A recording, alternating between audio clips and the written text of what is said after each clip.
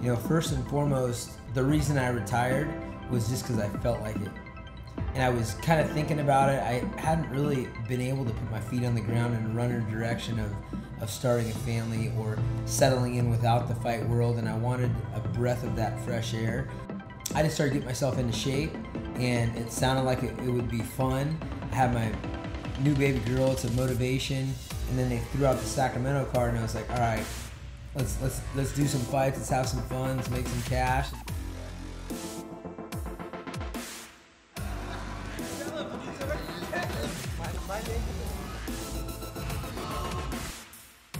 Weight's been good.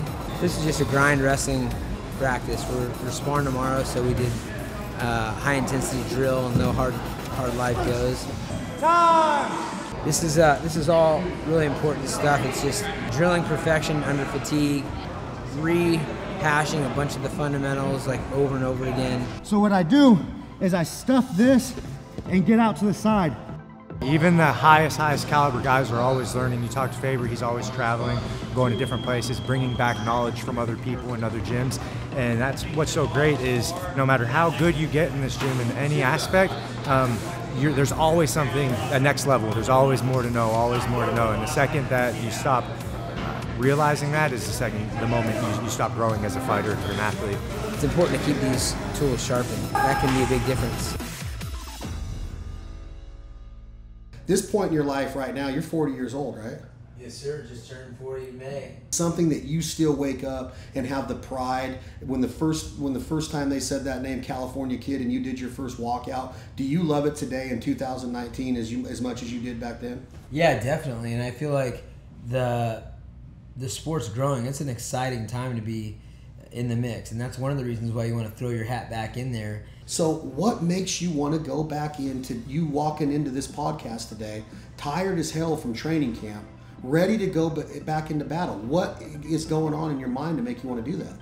You know, you get motivated by a lot of different things. You get motivated by the guys that aren't doing the right thing within the gym, the guys that are doing the right thing. On top of that, the UFC started offering me fights. They offered me 2 fights on short notice, and I'm thinking, man, they keep offering me these fights, but I'm not a guy that's going to jump in ill-prepared. So, but then when you agree, sign on the dotted line, and make the commitment, it's a little nerve-wracking. You don't know how your body's going to feel. You know, just strong and healthy, but little extra body fat. But that doesn't mean you're out of shape. It's just dad bod, you know. Life ain't for everybody. Doing it well. What are you, a bodybuilder? Twins. Bodybuilder? He's coming for the middleweight belt. Dad bod.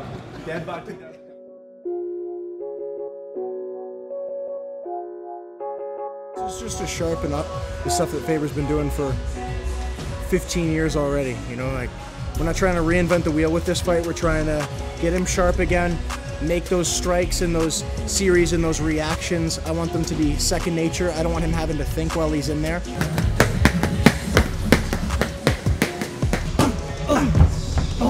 Getting some new stuff from him, but also rehashing a bunch of my old routines that he knows well. Getting the timing down, getting the tricks right, repetitions, quality repetitions.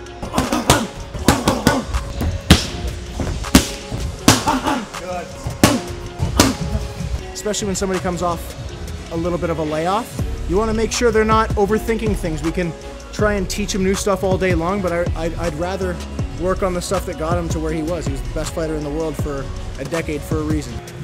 That I was saying that I didn't realize from retiring is how much you enjoy like eating compared to when you're retired. You can just eat whenever you want and rest. You have such a better appreciation for shit when you're grinding. But good. So today's a kickboxing session. We really try to hammer in on the reactionary drills, returning off punches, returning off kicks.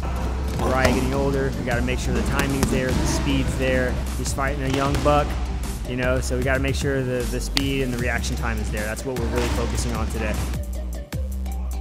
He's been looking great for 40 years old. You know, he's got a lot of tricks in his tool shed. He's got nothing to prove anymore, but he's got the legacy still behind him, his team behind him, and he's gonna go out there and rep it out in Sacramento. It's a nice way to end the day. rest up, sparring tomorrow.